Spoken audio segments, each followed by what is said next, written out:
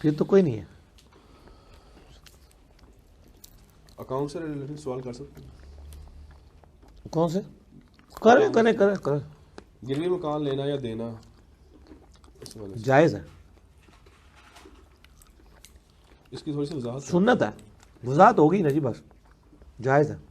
क्योंकि ये असल में इसमें एक लिखा हुआ है, वो मैं अगर कहता हूँ, अगर हमने अपना मकान 5 लाख में किसी को गिरवी रखवाया है और 5 लाख से कारोबार शुरू किया, और मकान का मालिक वो आदमी है जो चाहे तो मकान को किराए पे भी दे सकता है, लेकिन हम इस मकान में रहाइश पजीर हैं और उससे कहते हैं यार तुम हमारे मकान से ना 10,000 रुपये माहाना किराया लेते रहो, तो क्या ये सूद? जायज़ है, कोई सूद नहीं है।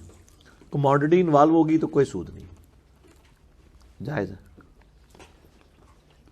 आगे चलें।